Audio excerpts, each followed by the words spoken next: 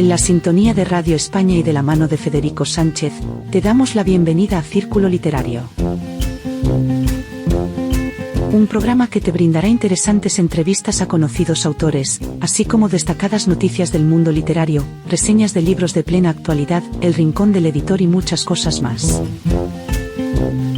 Círculo Literario. Acompáñanos y sumérgete con Federico Sánchez en el maravilloso universo de los libros, para vivir grandes experiencias que sin duda te harán despertar el poder de tu imaginación. Círculo Literario. Tu programa de radio especial para que nunca dejes de soñar. ¿Estás ya preparado? Comenzamos. Una vez más te doy mi cordial bienvenida aquí a tu programa especializado en el maravilloso universo de los libros, Círculo Literario, en Radio España. Un tiempo para conocer de primera mano autores, editores y recomendaciones de libros. Comenzamos con nuestra sección dedicada a entrevista a un autor. Nuestro invitado es un especialista en los campos de la teología y de la ciencia. Sacerdote, doctor en física por la Universidad Autónoma de Madrid, doctor en teología por la Pontificia Universidad de Santa Cruz en Roma, ha sido profesor ayudante de física teórica de la materia condensada, profesor adjunto de teología moral. En la actualidad es catedrático habilitado en la Facultad Eclesiástica de Filosofía en la Universidad de Navarra. Dirige el grupo Ciencia, Razón y Fe y es investigador del grupo importante Mente-Cerebro del Instituto Cultura y Sociedad. Además de escritor, ha publicado más de 60 artículos de investigación en física, filosofía y teología. Nos acompaña en Círculo Literario el doctor y profesor Javier Sánchez Cañizares. Bienvenido Javier, muchas gracias por compartir este tiempo con nosotros. Encantado de estar con vosotros, Federico, los amigos de Círculo Literario. Pues hoy es maravilloso aquí porque tengo entre mis manos un libro que me ha encantado, que es Cómo actúa el espíritu en el mundo. Ese es el título, pero tiene un subtítulo que además, yo no sé si sería un subtítulo o podría ser también perfectamente un título, que me encanta tanto más que el anterior: Dios y el alma en el contexto de la ciencia contemporánea. Está publicado por Ediciones Encuentro y la verdad es que de plenísima actualidad. Quizás con el título me gustaría, a un especialista como tú, preguntarte cómo definir al espíritu. Empezamos fuerte, ¿no? Es una gran pregunta porque quizás es lo más difícil de definir. Claro, definir algo siempre supone el que tenemos un cierto dominio y el espíritu tiene parte del misterio para nosotros. Yo hago un intento de definición o hago un comentario en el libro donde me refiero a la acción física, a la acción a la que estamos acostumbrados los seres materiales, donde Einstein me parece que dio en el clavo mostrando cómo esa acción física ocurría siempre a una velocidad menor que la de la luz, ¿no? O como mucho a la velocidad de la luz. Bueno, a mí me parece que el espíritu, la actividad del espíritu es algo que tiene influencia en el mundo en que vivimos, pero es una influencia que va más allá de ese cono de luz o de esa influencia que tiene una velocidad límite, que sería la velocidad de la luz. El espíritu, de algún modo, trasciende el tiempo, va más allá del tiempo, aunque él mismo esté inserto en el tiempo, como ocurre en seres espirituales como nosotros. Eso, digamos, sería como la aportación más precisa que yo podría hacer, siendo muy limitada también, ¿no? Porque ya digo que, en cierto modo, el espíritu también nos trasciende a nosotros mismos. Sí, es una pregunta que es interesante porque muchas personas muchas veces se preguntan y no encuentran a veces una respuesta acertada. Tú que combinas perfectamente dos campos maravillosos, el campo de la física, un campo plenamente científico, el campo de la teología, el campo de la religión, un terreno enormemente también vinculado humanísticamente al ser humano. Hoy día la ciencia o las ciencias, ¿cómo contemplan el hecho de Dios? No hace falta pegarse como antaño, quiero decir, como en el siglo XIX, parte del siglo XX. Yo te diría que ahí hay buenas noticias y malas noticias. Me parece las buenas noticias es que, como tú dices, quizá no tenemos ese conflicto, esa sensación de conflicto que podía haber más en el siglo XIX o a principios del siglo XX y que también tiene sus orígenes históricos, que no vamos a entrar en ello. Pero la noticia mala, a mi modo de ver, es que cuando dos no pelean o cuando no hay diálogo, puede mostrar una cierta indiferencia, ¿no? Es verdad que yo que hablo con bastantes científicos y trabajo con muchos de ellos, algunos de ellos son creyentes, otros no, a veces te encuentras como que para el científico promedio podríamos decir que la religión tiene poco que ofrecerle, ¿no? Sobre todo porque no entiende cómo encaja en la visión del mundo que le ofrece la ciencia, ¿no? La física, la biología. Y me parece que ese es el reto que tendríamos que abordar, ¿no? Cómo explicar o hacer presente ese mensaje de salvación, el mensaje de la fe, de un modo que pueda ser comprensible. Luego, no, fíjate, no te estoy diciendo que conlleve o que necesariamente lleve a la fe, pero sí que por lo menos se puede hacer comprensible para personas con esa mentalidad o esa cosmovisión científica, ¿no? Que me parece que es la más extendida que tenemos hoy día en el mundo. Ujú. Hay un, ese, para una parte de la corriente más avanzada, científica, la física cuántica, sobre todo, hablan de cómo se ha superado realmente ese paradigma mecanicista, de esa física mecanicista, sobre todo hasta el siglo XIX, parte del siglo XX. Realmente ese paradigma está superado o todavía hay una gran resistencia en parte de la comunidad científica internacional. Yo te diría que hay una batalla intelectual muy interesante porque me parece que hemos superado el paradigma mecanicista al que tú te referías. Para que nuestros oyentes lo entiendan, sería el paradigma de las bolas de billar, ¿no? Una bola de billar choca con otra y todo está perfectamente determinado por el movimiento y por el ángulo de choque. La cuestión es que ahora sabemos, cada vez sabemos con más certeza que esto no es así. Esto no funciona así, es un poco más complicado por la física cuántica, pero también, bueno, por otras cuestiones un poco más técnicas de Mm. epistemología, ¿no? Que es la filosofía de la ciencia, que también aparecen un poquito en el libro. Entonces, lo que yo te diría es que casi todo el mundo está de acuerdo en que ese paradigma se ha superado, el paradigma mecanicista no funciona, y ahora cómo lo podemos, con qué lo rellenamos, cuál es el nuevo paradigma. Hay gente que se está yendo más hacia filosofías orientales, que tienen una concepción del espíritu curiosamente más impersonal o más panteística, más holística. Hay gente que todavía confía en encontrar una definición pues un poco más, por así decir, pegada a la tierra, ¿no? Más fisicalista. Yo creo que lo que nos enseña la ciencia actual, la reflexión sobre la ciencia actual, es que es posible una actividad del espíritu que no es la de la causalidad eficiente, la de las bolas de billar, sino que es otro tipo de influencia que es la de selección de posibilidades que nos brinda el mundo material, ¿no? Y es un poco por donde va el libro. Ujú. Te quería preguntar precisamente qué te ha motivado a escribir cómo actúa el espíritu en el mundo. Sé que casi al principio comentabas un poco, pero ¿cuáles son tus motivaciones? Y bueno, ¿cómo podríamos explicar? Ese libro es un libro, me parece, de mucho contenido también, pero sobre todo, ¿cuáles han sido tus motivaciones y a quién va dirigido fundamentalmente el libro? Empezando por lo último, yo te diría que el libro va dirigido a creyentes en el sentido de que no es un libro que intente demostrar la existencia de Dios o del alma.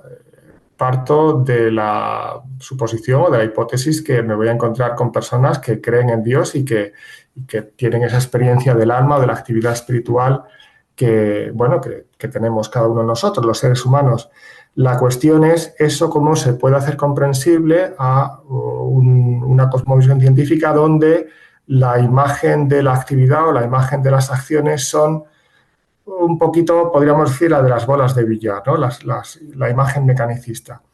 Entonces, claro, yo lo que me propongo es, con lo que sabemos de esa ciencia actual que tú has mostrado o te has referido muy bien a la física cuántica, pero no solo, sino que hay también pues toda la teoría de la complejidad, la teoría del caos, la filosofía de la ciencia que va mostrando también como los límites que hay en la descripción del mundo, como eso apunta a que haya un tipo de causalidad, dirían los filósofos, que no es simplemente la causalidad eficiente, la causalidad material, la causalidad de las bolas de billar, sino que es un tipo de influencia que es de selección, que es inmaterial en el sentido de lo que hace es seleccionar unas posibilidades que están ahí, que son las posibilidades materiales.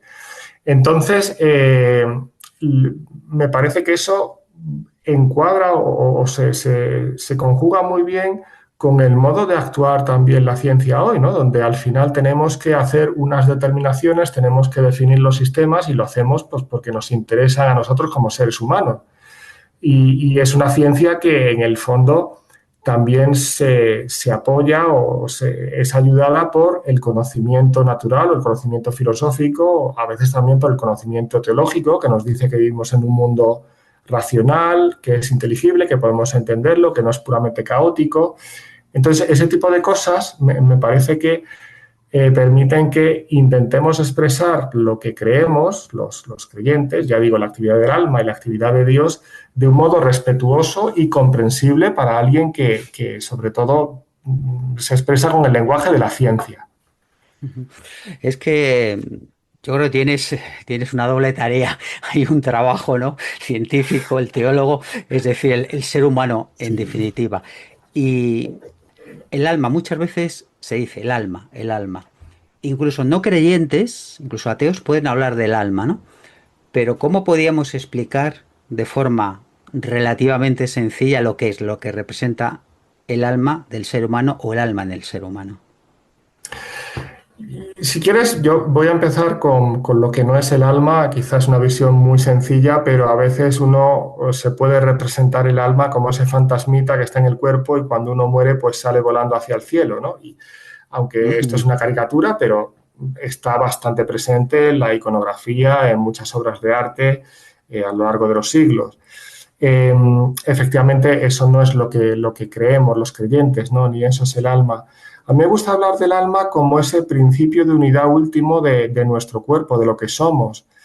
Claro, por bajar un poco al terreno, fíjate que nosotros estamos compuestos por multitud, por millones y millones de partículas, bueno, de átomos inicialmente, moléculas, células, que están funcionando al unísono. Cuando hablamos del alma, lo que estamos hablando es de un principio último unificador de todas esas dinámicas que están en nuestro cuerpo y que hace que funcione de una manera unificada y que nos mantengamos durante un cierto tiempo, ¿no? 80 años, 90 años, 100 años, lo que sea.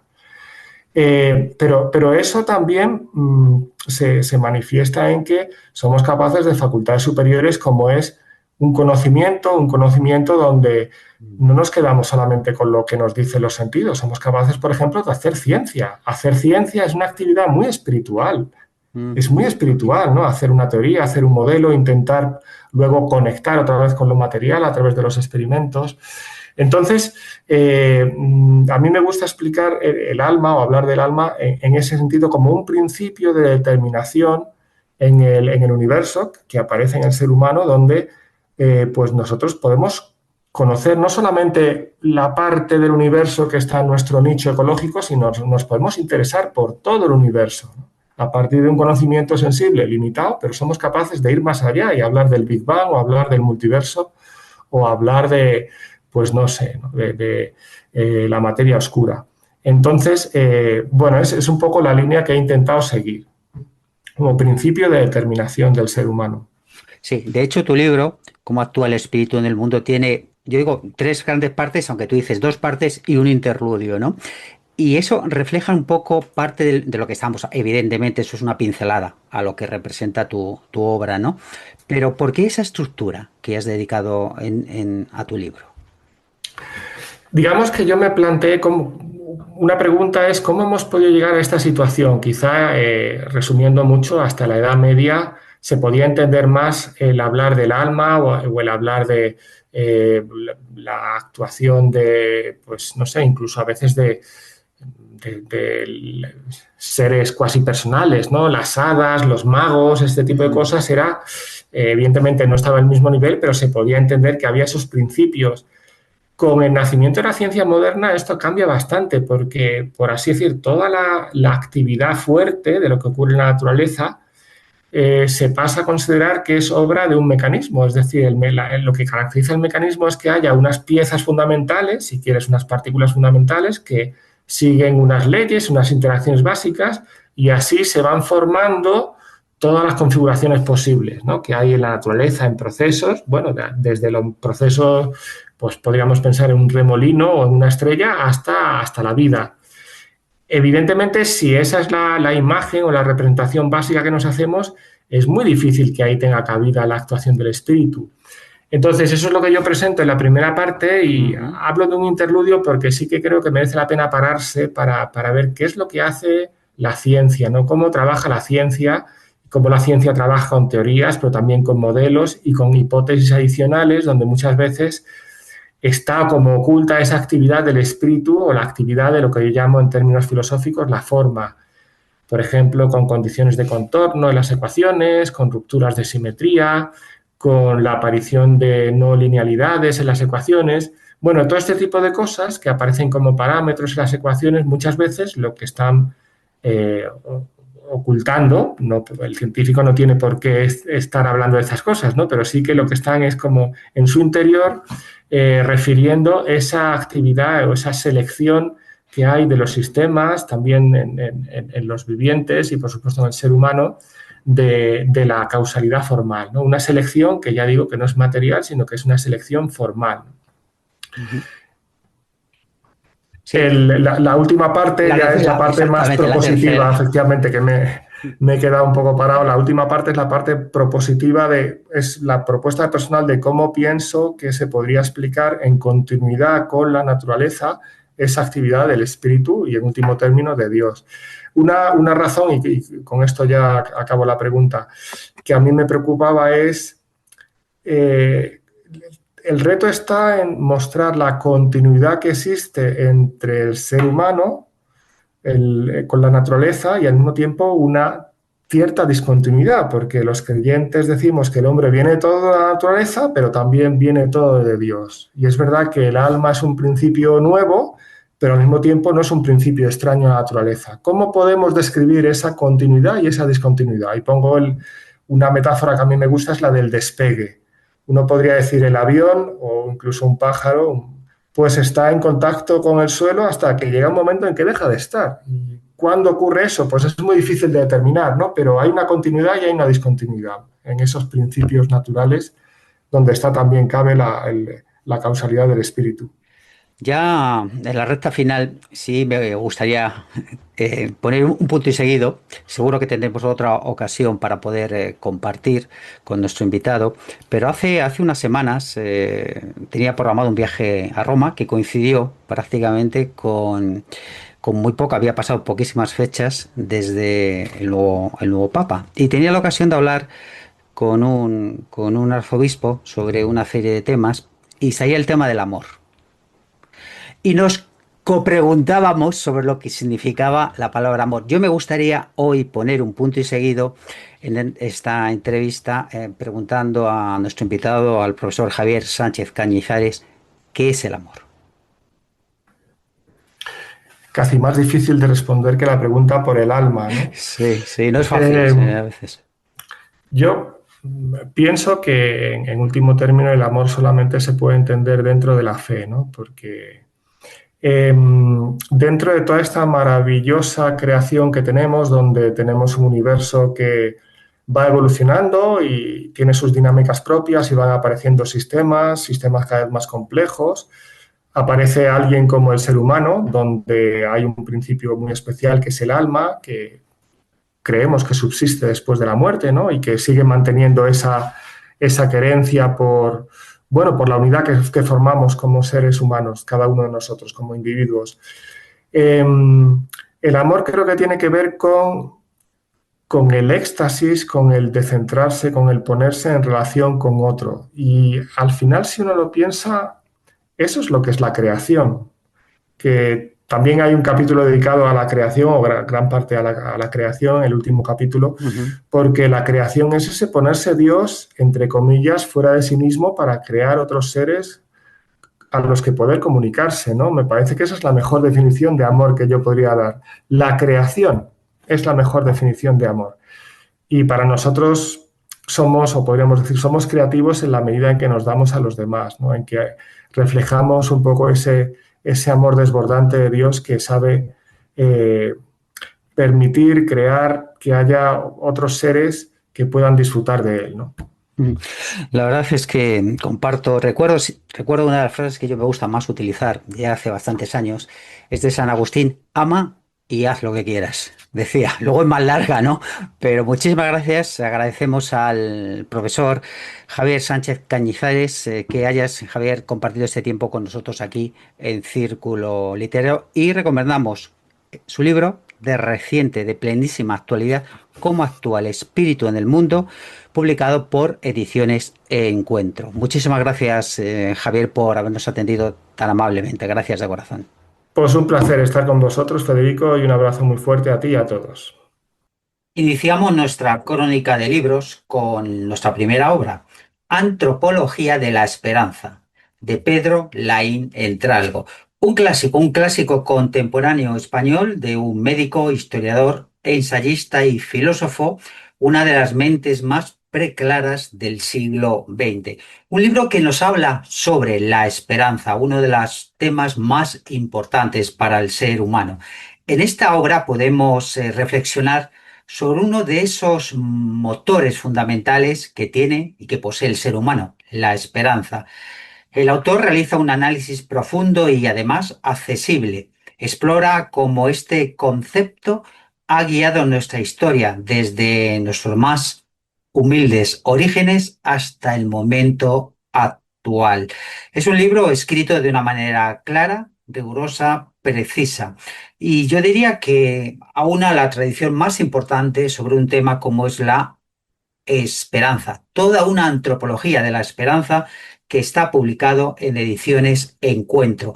Una obra que de verdad es muy aconsejable y que demuestra que la esperanza es uno de los motores fundamentales del ser humano. Y cuando se reúne en un solo libro toda una antropología, todo ese tratado en una presentación, un prólogo, introducción, y luego tiene diferentes partes con un epílogo muy, muy interesante que nos lleva a reflexionar, a comprender, a analizar y a poder vivenciar en nosotros mismos qué representa la esperanza para el ser humano del siglo XXI. Esta antropología de la esperanza de Pedro Laín Entralgo, editado por Ediciones Encuentro. Y seguimos caminando en nuestra crónica de libros y tengo ahora mismo también en mis manos otro libro muy interesante que hace referencia a lo que es el transhumanismo en la actualidad de una gran importancia, pero además lo enfoca, lo desarrolla de una forma integral. De ahí precisamente viene su título, Transhumanismo Integral. Viene de la mano de un especialista como es Ricardo Mejía Fernández, sacerdote diocesano, doctor internacional en lógica y filosofía de la ciencia. Es una autoridad en todo lo que tiene que ver también con el transhumanismo. Una obra para sentir, para vivir. Recordemos que el humanismo ya no es lo que era. Ya no puede estar tampoco agazapado en ese especie de placentero regazo de la superioridad que representaban las humanidades. Hoy día ha cambiado mucho ese contexto y tenemos que estar pues muy abiertos, muy, muy despiertos. Por eso realmente en esta obra el autor, Mejía Fernández, hace todo una especie de desarrollo interesante de lo que es el transhumanismo integral y un subtítulo también que es muy interesante, En torno al deseo de vivir para siempre. Toca uno de los temas fundamentales del ser humano, el deseo de trascendencia, de inmortalidad. Tiene dos partes diferenciadas y es un libro también que lo podemos saborear, lo podemos leer, podemos sumergirnos en sus páginas de una forma pues amena, didáctica y sobre todo, lo más importante muchas veces en los libros, que no solamente son para entretenernos, sino que están para ayudarnos a formar nuestro pensamiento, para darnos pistas, claves, técnicas y herramientas para que podamos comprender mejor el mundo que nos rodea. Y eso es ese transhumanismo integral que está publicado en Ediciones Encuentro. Y ya nuestra última obra, que tengo ahora mismo aquí, estoy en mis manos, tiene que ver con algo fundamental, la educación. Pero claro, la educación es un concepto muy amplio.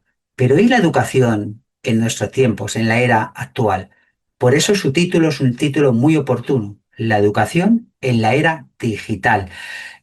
Y plantea desafíos teóricos y también antropológicos. Están recogidos, es una serie de trabajos, de investigación, de artículos recogidos por los dos editores, David Reyero García, que es profesor titular de la Facultad de Educación de la Universidad Complutense, y Alberto Sánchez Rojo, que es doctor en Educación y profesor permanente también en la Universidad Complutense de Madrid.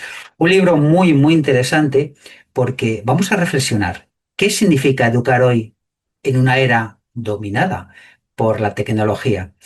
Este libro, en él encontramos pues, voces de diferentes investigadores, todos ellos con una sólida formación desde el campo de la filosofía, la antropología, la educación, nos van a hacer reflexionar y nos van a aportar claves interesantes para que podamos afrontar esos retos que nos plantea el mundo digital. Es un mundo muy diferente. No solamente estamos hablando de herramientas o de técnicas, sino estamos hablando de un modo de ser absolutamente distinto, de cómo afrontar, de cómo hablar, de cómo comentar realmente el mundo.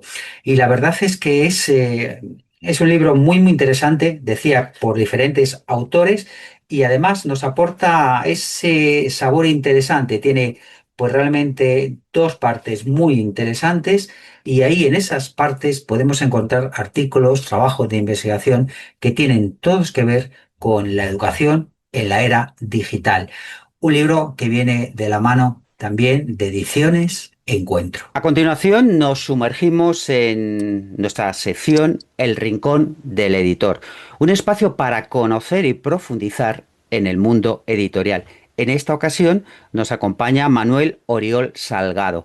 Él tiene una amplia formación en el mundo humanista, es doctor en filosofía con premio extraordinario, ha impartido la docencia en diferentes universidades, en la actualidad es profesor de la Universidad CEU San Pablo. Es un especialista en todo lo que tiene que ver con el mundo de la ética, tan importante hoy día, y además la filosofía de Aristóteles. Escritor también especializado y es el director de Ediciones Encuentro. Manuel, muchas gracias. Bienvenido aquí a Círculo Literario. ¿Cómo estamos? Pues bien hallado, Federico. Muchas gracias por esa generosa presentación. ¿Qué menos? ¿Qué menos se decía? Fíjate, la primera pregunta casi es obligada. ¿Qué significa ser un editor hoy día? Además, en tu caso, cuando tienes una responsabilidad añadida familiar porque tu padre ha sido un editor importante.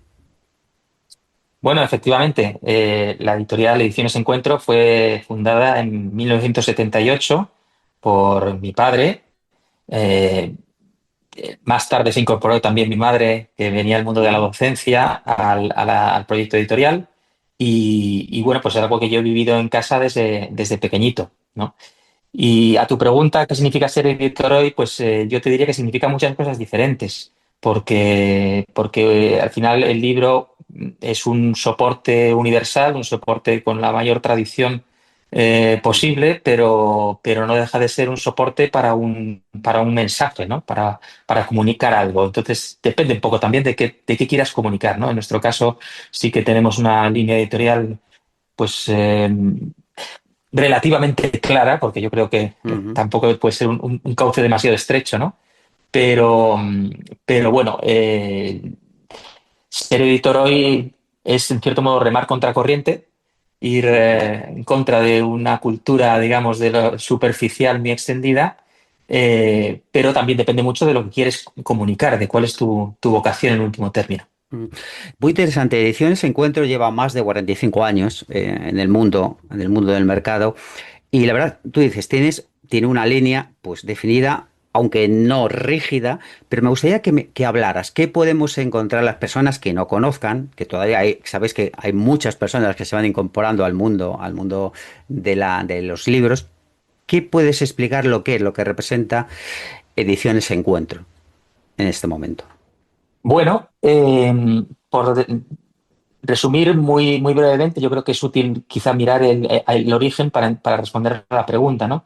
Eh, Mis padres venían de una experiencia editorial, de una editorial muy singular, que era Fix, una editorial, digamos, antifranquista, semiclandestina, a veces pasaba por épocas más digamos, permitida y otras más que estaba prohibida, que provenía del mundo cristiano, pero muy mezclado en esos años con también un mundo de izquierdas muy radical. ¿Mm? Ujú, Todo ese entorno entró en cierto modo en crisis pues ya al final del franquismo, cuando ya, por así decir, el enemigo, por así decir, iba a desaparecer, ujú, ¿no? Se alumbraba otra época, ¿no? Y eso hizo que mucha gente que estaba en ese entorno de militancia cristiana obrera, eh, pues entrara en cierto modo en una gran crisis de identidad, ¿no?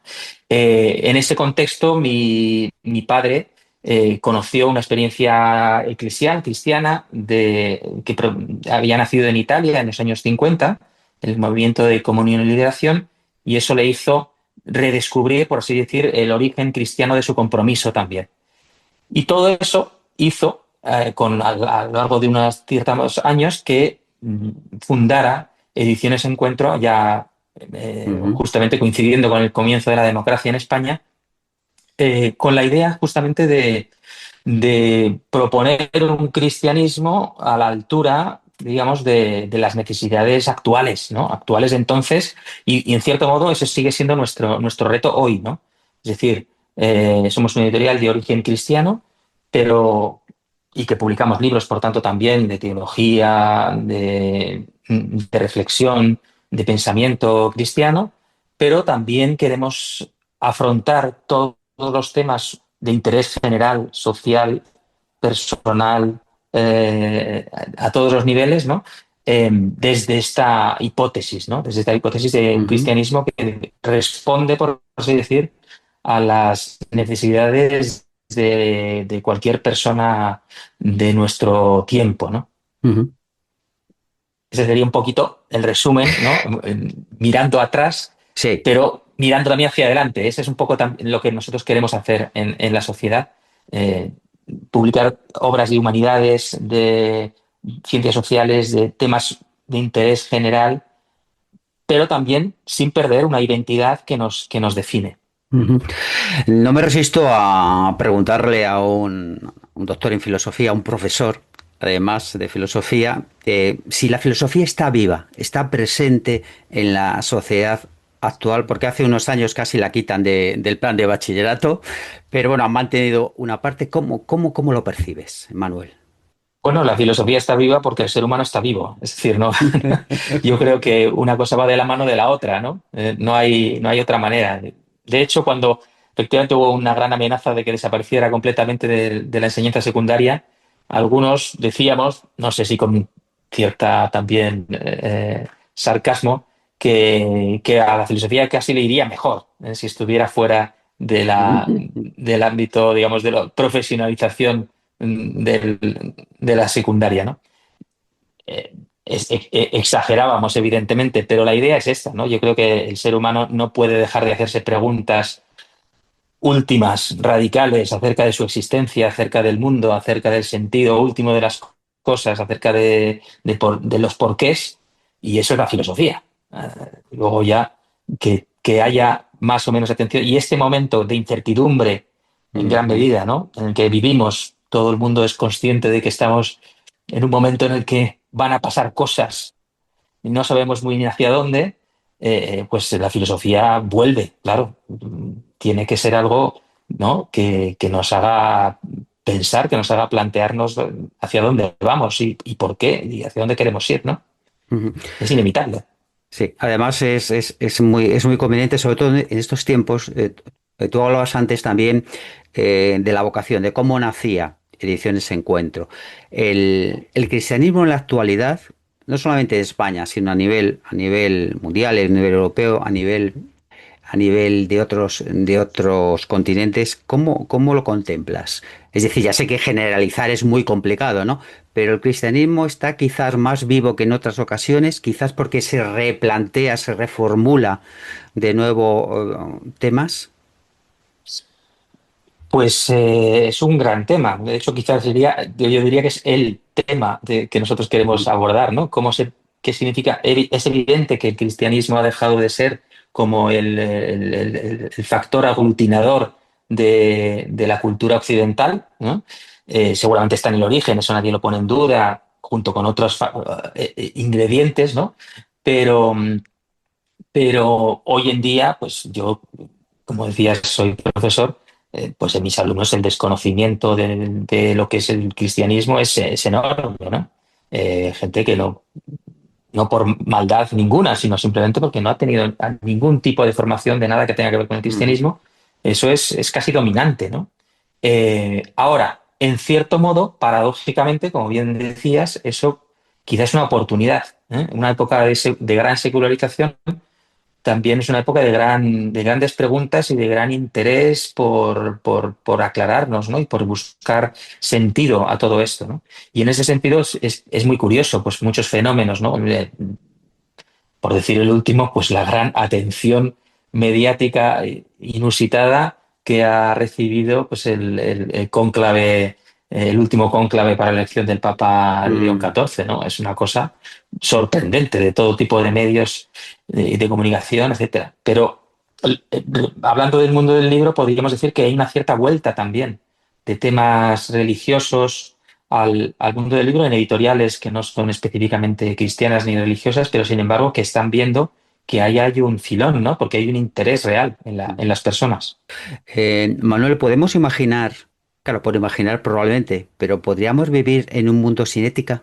Pues yo creo que no. Y la respuesta casi sería la anterior de antes, ¿no? Ujú. No porque somos seres humanos. Es decir, es inevitable que los seres humanos valoremos las cosas como buenas o malas y por tanto que nos preguntamos ¿y qué hace que sean buenas o malas? Es decir, la ética, es verdad que avanzamos, ¿no? Hacia ahora mismo también, si miramos a nuestro alrededor en España mismo, ¿no? Tenemos pues bueno, pues la falta de ética, ¿no? De la falta de ejemplaridad de ciertos personajes públicos, pues es llamativa, ¿no? Pero a la vez también el escándalo que se produce, ¿no? Eso pone de manifiesto, ¿no? Que no podemos dejar de preguntarnos y de buscar lo bueno, ¿no? Aunque a veces parezca que sea imposible, ¿no? De alcanzar, como a veces, por poner este ejemplo que estaba diciendo, se ve claramente, ¿no? Mm, somos seres éticos, somos seres filosóficos y por tanto también somos seres éticos, ¿no? Que nos preguntamos el por qué, cómo debemos actuar, qué tenemos que hacer, cuál es cómo orientarnos, ¿no? En nuestra vida. Mm. Decía al comienzo, ya estamos en la recta final, que son más de 45 años de vida fecunda, de vida vital, valga la redundancia, de Ediciones Encuentro. ¿Otros 45 años más, Manuel? Pues ojalá, yo creo. Mira, te voy a contar una anécdota que yo creo que es relevante en esto, ¿no? Porque cuando yo he dicho antes que mis padres fundaron la editorial y bueno, ellos la han llevado adelante y la han puesto un poquito en el conocimiento y la han construido, ¿no? Yo tuve que decidir si seguía con el proyecto o no cuando mi madre ya se iba a jubilar en el año 2014 y tuve muchas dudas, si te digo la verdad. Tuve muchas dudas porque bueno, porque primero porque eran años difíciles, estábamos, digamos, la crisis económica del 2008, pues todavía, en cierto modo, estaba muy viva y había que decidir si seguir una aventura que, bueno, un poco incierta, como es el mundo editorial. Y yo al final me pregunté, pero ¿tenemos algo que aportar? Más allá de que pueda sobrevivir o no, ¿qué puede aportar? ¿Tenemos algo que decir? Que también es muy fácil hoy publicar libros. Es decir, que la profesión de editor tiene muy pocas barreras de entrada. Es muy fácil, desde tu casa con un ordenador, convertirte en editor y más ahora con la autopublicación, ¿no? Mm. Eso, ¿somos superfluos los editores o no? Y al final, después de mucho reflexionar, hablar con mucha gente tomé la decisión de ir adelante porque yo creo que la editorial tiene aún mucho que aportar, que eso que decía, ese criterio al que aludía al principio, no es muy habitual en el panorama editorial. Y por eso yo aposté y yo creo que Ediciones Encuentro tiene mucho que aportar a la cultura, no solo actual, sino, como tú dices, de las próximas décadas, espero. Pues la verdad ha sido un placer. Agradecemos a Manuel Orio Salgado que haya compartido este tiempo con nosotros. Ediciones Encuentro, una editorial con criterio. Una frase muy, muy interesante porque sí es importante, es vital. Yo que soy un enamorado de que era niño de los libros. Es verdad que hay libros electrónicos, los ebooks, etcétera, pero el libro de papel es mágico. Oler un libro es como oler la vida. Como diría un buen poeta. Por eso siempre agradecemos a editores que siguen apostando por la calidad, por el buen criterio de ayudar al ser humano a que sea de verdad un ser humano y no solamente un homo animal, que está bien, pero hombre, somos seres humanos y es lo que es importante. Manuel, muchísimas gracias por haber compartido este tiempo aquí en Círculo Literario. Gracias a ti, Federico. Un fuerte abrazo. Y ya simplemente estamos en la recta final. Agradeceros que hayáis compartido todos vosotros este tiempo con nosotros y recordar, como me gusta decir, por encima de todo, ser vosotros mismos, ser vosotras mismas siempre. Un fuerte abrazo desde el alma.